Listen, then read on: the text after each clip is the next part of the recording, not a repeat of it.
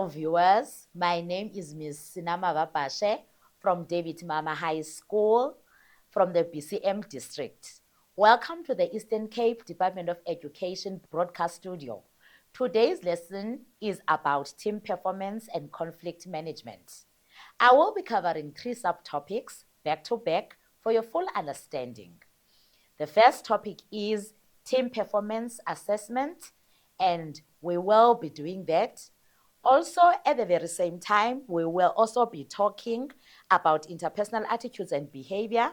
We'll be talking about the criteria that we need to look at when we are looking at team performance. Thank you.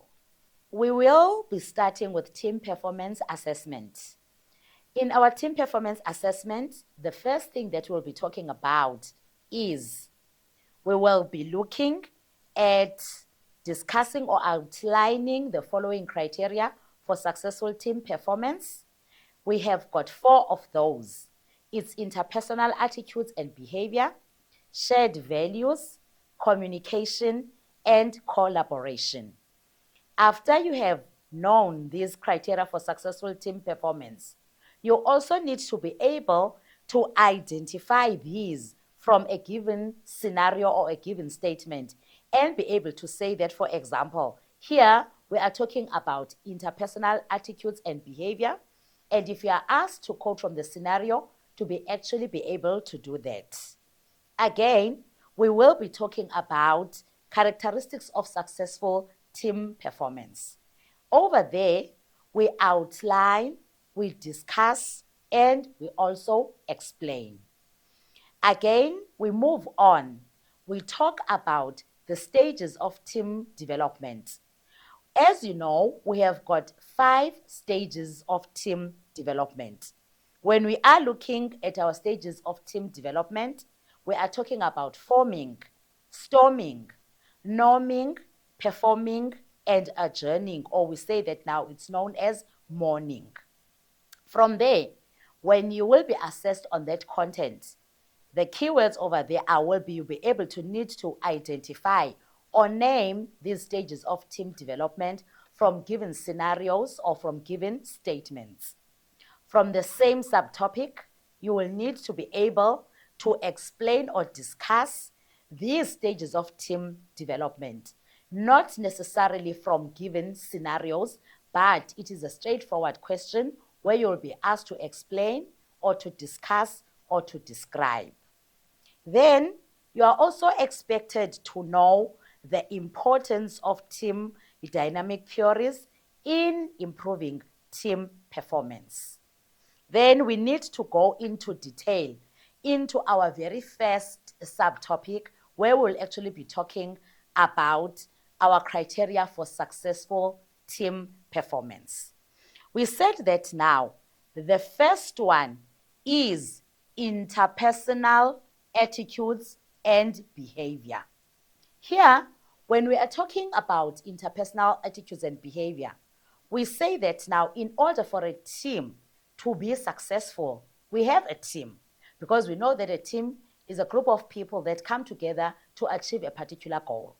Now, we are looking at a team that needs to be successful. We are talking about team performance that needs to be successful. What do we need in order for us to be able to say that now team performance is successful? That is what we mean when we are talking about the criteria. The first one is interpersonal attitudes and behavior. In a team, we have members. And now, to make sure that there are interpersonal attitudes and behavior, members have to have a positive attitude of support and motivation towards each other. A positive attitude is very important over there because now these team members need to be sure that they support each other and they also motivate each other because in mind they have a common goal. Again, another one that we'll pick up will be that they need to have good or sound interpersonal relationships. Now, here we have good or sound. Learners, you have to choose one, the one that you know that is going to be easy for you to remember. It is either you take good or you take sound. So your fact is going to go like this. It is good interpersonal relationships, or it could be sound interpersonal relationships. You do not need to use both of those. Now, we go back to interpersonal attitudes and behavior, and we say that now, in order for a team to be successful, its criteria will be that you need to have good or sound interpersonal relationships, which will ensure job satisfaction, or you can say job satisfaction, or you say that now to increase the productivity of the team. So that is an or as well. So you choose one over there. So it means that now, if a team has got good interpersonal attitudes and behavior, then the interpersonal relationship will make sure that everybody is actually satisfied with the job that they are doing within the team. Or also we can say that now, if there are sound interpersonal relationships, this will ensure that there will be an increase in productivity of the team. Now, let us be very careful. I know that increase in productivity is a common phrase that we use in business studies all the time. But now in this instance, please align it to criteria for successful team performance, specifically interpersonal attitudes and behavior. And you need to align it with that. You do not say increase in productivity and then that is the end of it. You need to make sure that you are clear to say that it is sound interpersonal relationships which will lead to increase in productivity of the team.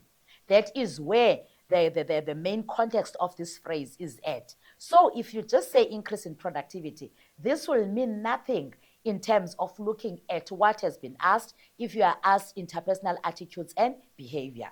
So we have to be very careful with that. So it means that now you need to make sure that as part of interpersonal attitudes and behavior, when we describe interpersonal attitudes and behavior, we say that now if there are good interpersonal relationships, this will ensure that there is an increase in productivity of the team.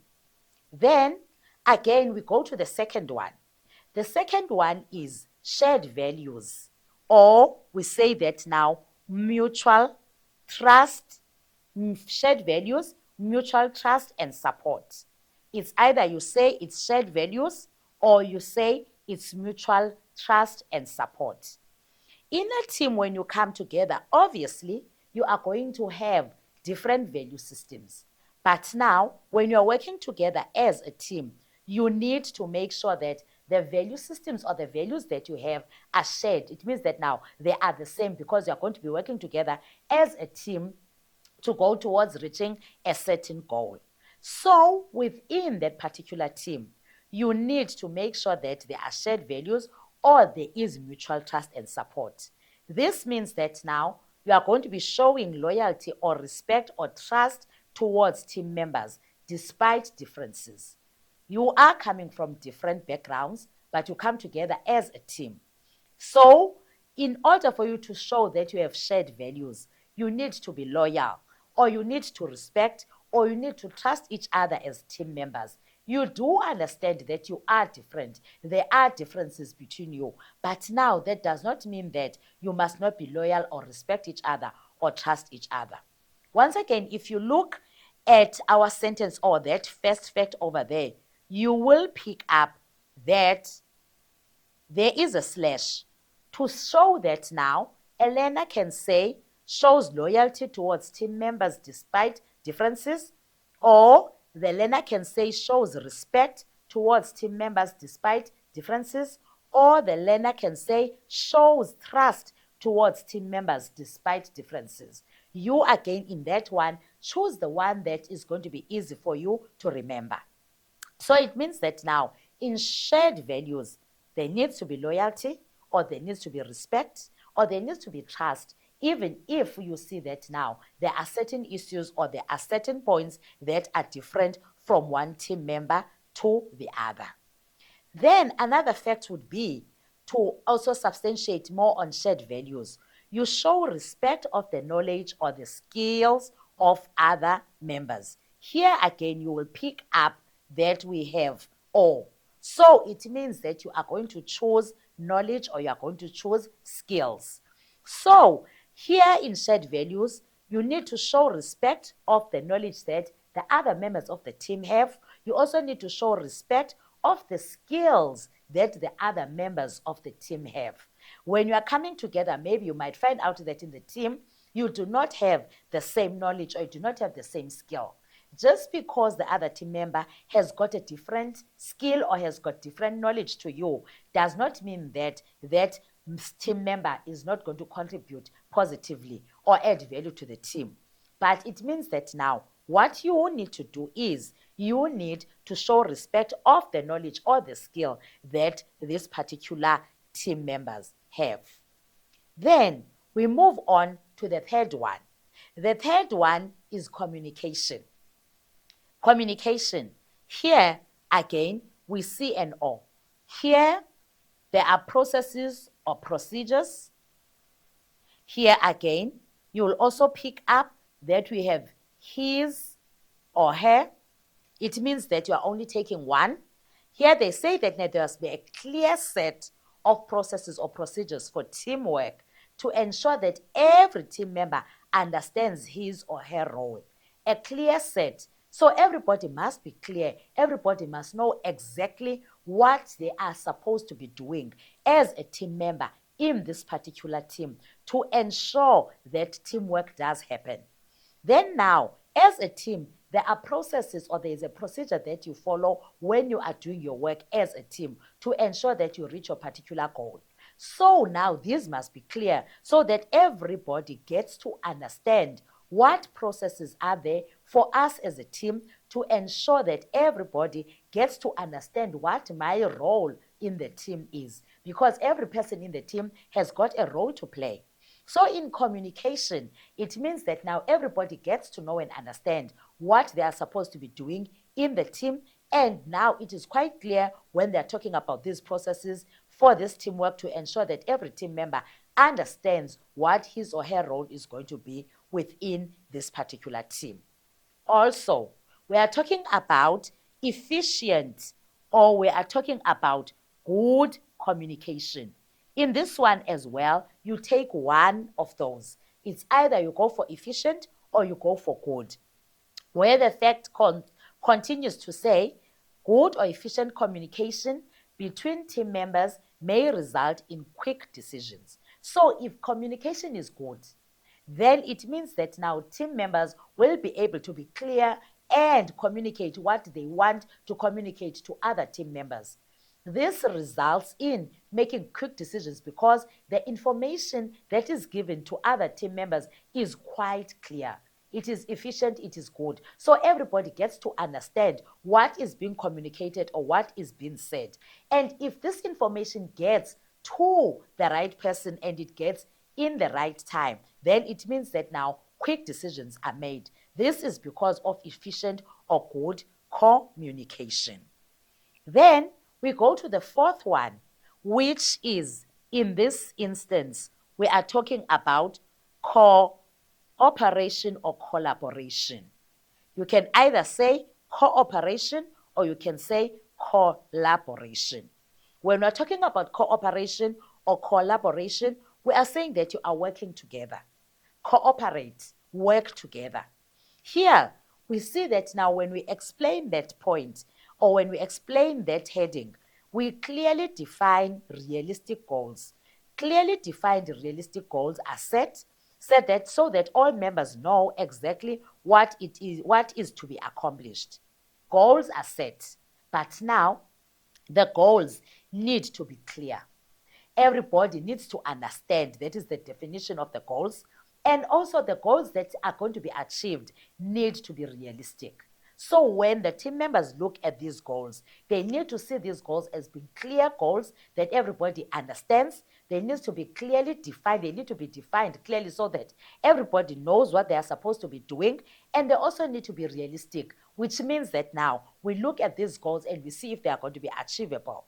So in cooperation or collaboration, clearly defined realistic goals are set so that all the members know exactly what it is that is going to be accomplished. Because when you are working as a team, you've got a common goal. So these goals must be clearly set and must be clearly understood by everybody, so that everybody knows that this is where we are going. This is what we need to achieve. This is what we need to accomplish. And in cooperation or collaboration, all of the members in the team need to take part in decision making. Nobody must be left out. Nobody must feel left out. No decisions must be taken without ensuring that all members in the team take part in decision making. If this happens, then we are talking about cooperation and collaboration. So this is the criteria for successful team performance. Those are the 4 that teams need to follow if they are wanting to say that they want to perform successfully as a team. Then, again, when we are looking at that, we also find out that now they say successful teams also have got a common goal as team members are part of the process of setting goals for the group. There needs to be a climate of respect or trust and honesty, and also teams share set values and implement group decisions. And so they're talking about successful teams have sound intra-team relations. Teams value the contributions of individual members and reach consensus on differences. These now are the characteristics of successful team development. Learners, please take note when you read this content. We just completed the criteria for successful team performance. Now we are going to be talking about characteristics of successful team development. That is what I've just read to you. We are going to be talking about characteristics of successful team development. The learners love to confuse the two. They love to confuse the characteristics of successful team development and also the criteria for successful team performance. Please be able to differentiate between the two. Remember, for the criteria for successful team performance, you have got 4 subheadings. For characteristics of successful team development, it means that now we look into successful team development, how a team is going to develop successfully, and what does a team need to have in order for this particular team to successfully develop. So you will actually be able to differentiate between the 2 contents. Now, when we are talking about the characteristics of successful team development, we first look and say that now, successful teams have a common goal. Successful teams share a common goal. In order for your team to become successful, you need to have a common goal. What do you want to achieve? And also, as team members are part of the process of setting goals for the group. That is a characteristic of successful team development. In order for this team to be successful and in order for it to be able to come up and reach its goal, it needs to be part and parcel of setting the goals for the group. When that happens, it means that every team member in the successful team own the decisions or the goals, specifically the goals that are going to be set as part of the goals of the team. Again, another characteristic of successful team development is that there needs to be a climate of respect or trust and honesty. So once again over there, you can choose either respect or you can choose trust. There needs to be respect or trust and honesty amongst the team members. You need to respect each other. You need to trust each other because you are working towards a particular goal and you are working together. So you need to be able to respect and you also need to be able to trust each other and be honest with each other at all times. Again, another characteristic of successful team development is that you need to share a set of team values and implement group decisions. A set of team values, implement group decisions. You have values as a team. And now, these values that you have as a team, you need to be able to share these values. If, for example, in a team, you are saying that, let us make sure that if we decide to have a meeting to go forward with what we need to talk about as a team, and we say that the time is going to be 8 a.m. in the boardroom, then make sure that you are all punctual. Punctuality is one of the team values. So you share a set of team values. And also when you come up and you need to make decisions, you take and you implement. Make sure that these group decisions work. When you are implementing, you want to make sure that they work. That is a characteristic of a successful team development. Again, we say successful teams have sound intra-team relations. Intra-team relations are relations within the team.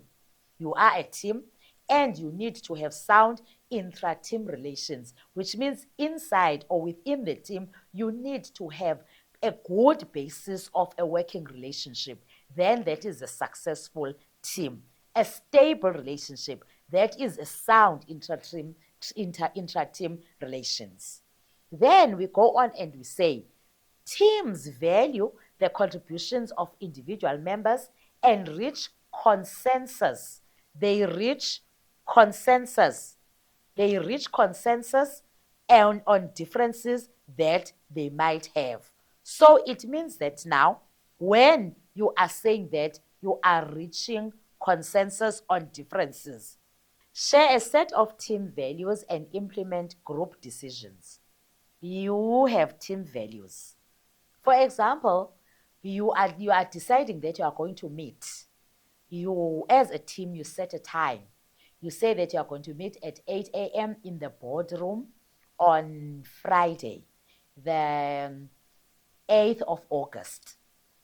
Now, that is known as saying that everybody in the team needs to make sure that they are punctual. Punctuality is part of team values. Then it means that everybody gets to the boardroom at 8 o'clock on the 8th of August and everybody is there. That is a team value. So now you are sharing a set of team values. That is a characteristic of successful team development. And you implement group decisions. You are there in that meeting and there are decisions that you take as a group. You need to make sure that you implement those group decisions. You make sure that you put them into action. When you are implementing, you are putting them into action. That is a characteristic of successful team development. Then we go on and we say, successful teams have a sound intra-team relations. Have sound intra-team relations. Intra-team relations are the relationship that team members have within the team. Intra means within the team. When they are sound, it means that they are stable. You are a team that makes sure that what you want to achieve, you do achieve, and in an environment that is conducive for a team to perform. That is a successful team. That is a criteria for successful team development. Then also we go to the last one where we say that now teams value the contributions of individual members. Each member is contributing towards the team goals. And also those contributions are taken into consideration. Value is placed on the contribution of these individual team members. And if there is something that you do not agree upon, those are differences, then you need to reach a consensus. A matter of saying that, let us agree to disagree. Let us agree to disagree. Then it means that now you reach consensus on the differences. That is another characteristic of successful team development. Then we move on. We are going to be talking about stages of team development. We have got 5 stages of team development as what I have said earlier on when I was introducing the lesson. The first one that we will be looking at is our forming stage. We are going to be talking about the forming stage. When we are talking about the forming stage, the team is coming together for the very first time. So here at this stage, the team knows that they are here. They are going to be working with each other because they've got a common goal. that they need to achieve. So when they are forming, these people are individuals. Here, these people are going to gather information and impressions about each other. Collect information to say, who am I going to be working with in this team? I want to have an impression on this person. Who is this person? What are the values of this particular person that I'm going to be working with in this particular team?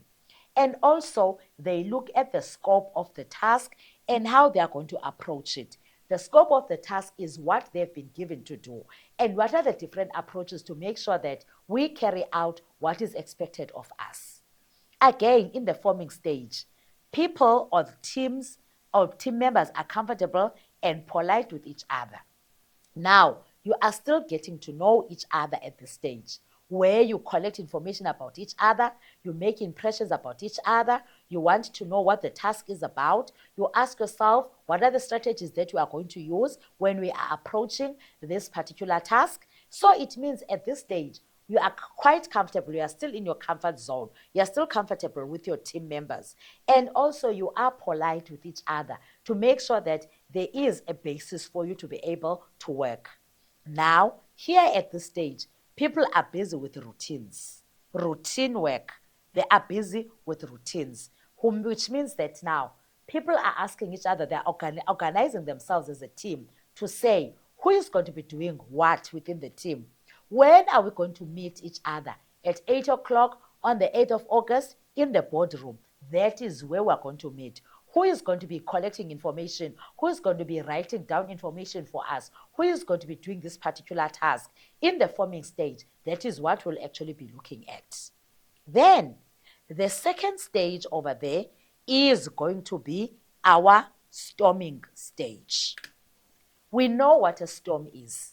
We know what a storm is. That is our second stage, it's our storming stage, where we say that now when we're talking about a storm, you find that there is going to be clashes.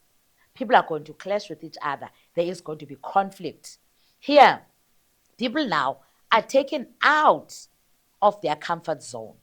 There is conflict. There is a lot of unease. Here we say that teams go through a period of unease or conflict after formation.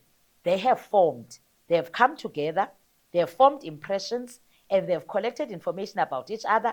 They have assigned tasks that they need to do. They know when they're actually going to be meeting to do this. Now they move on to the next stage where now conflict starts to come in. What is going on at this stage? Team members have got different ideas, and everybody wants his or her idea to be considered. So there's going to be a lot of competition to consider for the different ideas that team members are coming up with. And now the confrontation is quite open.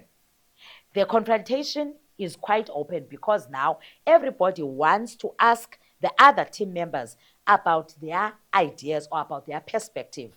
They are quite open. Remember, in the forming stage, they were polite. So they were actually withholding themselves. Now in the storming stage, there is no time for that.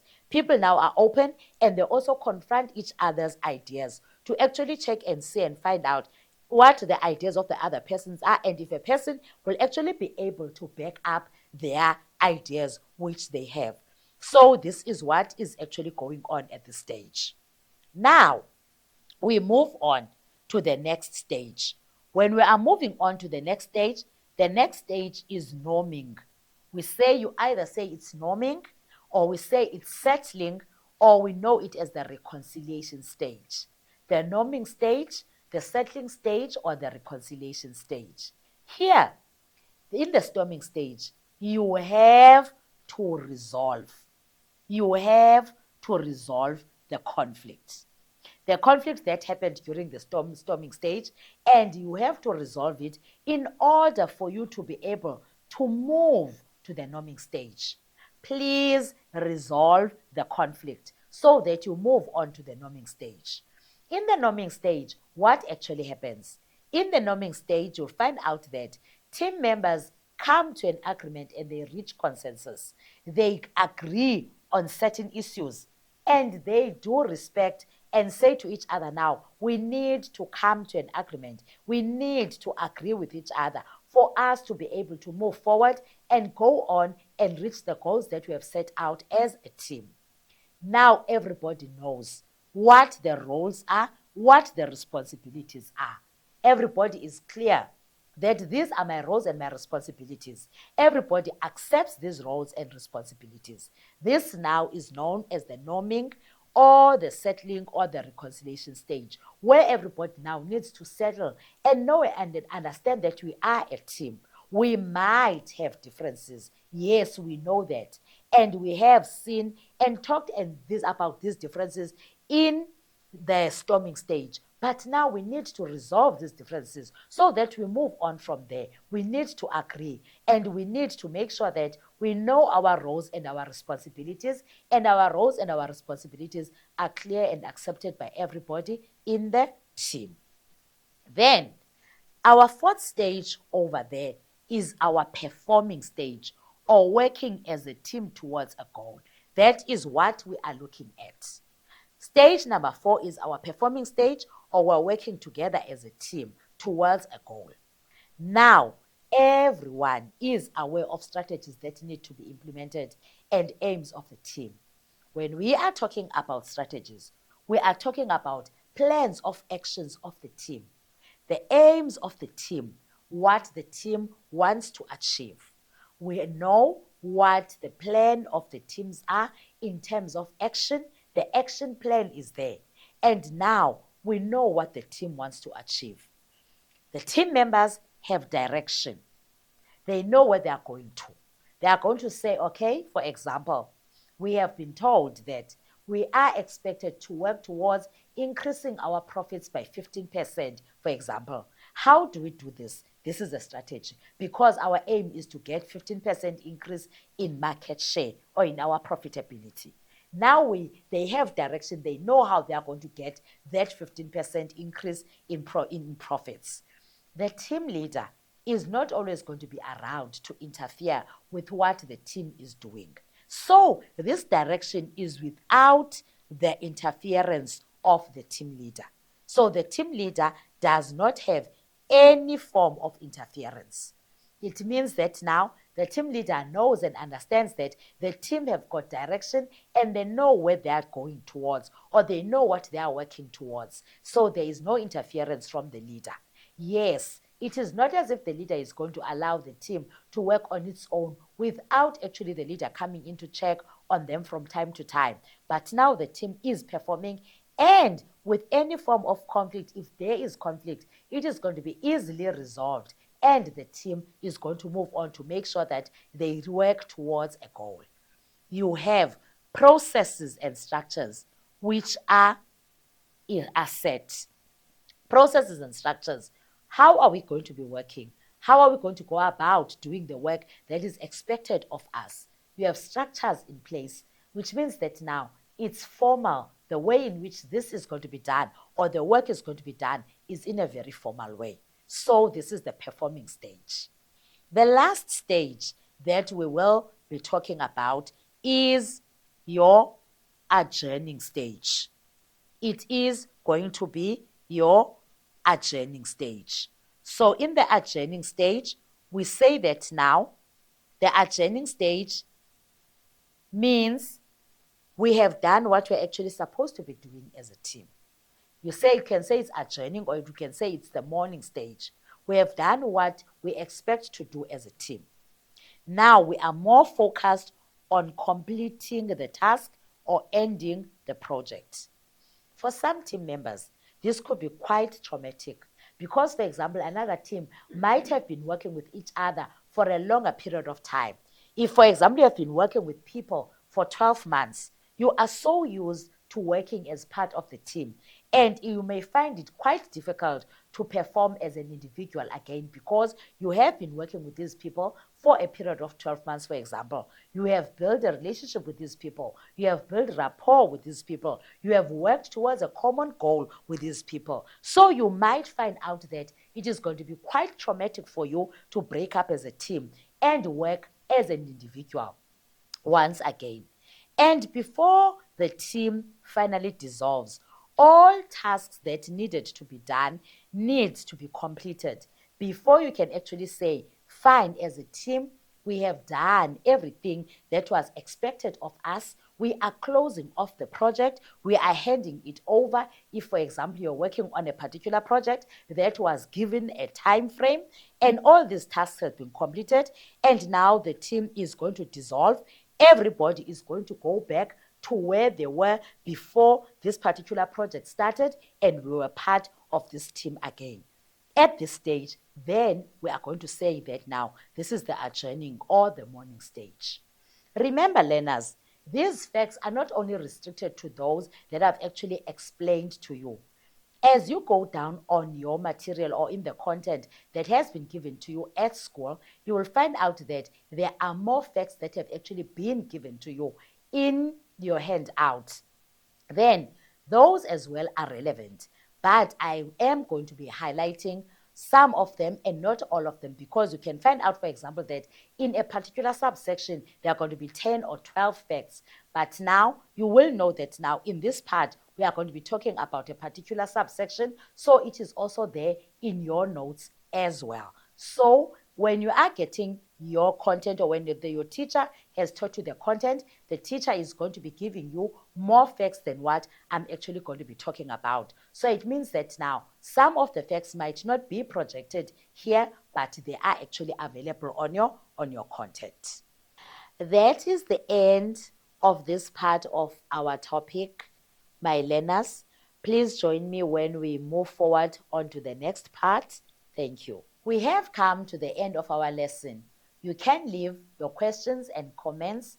Don't forget to leave the name of your school so we give shout outs. Please share, recommend, and subscribe to our YouTube channel. Thank you for watching. See you on our next lesson.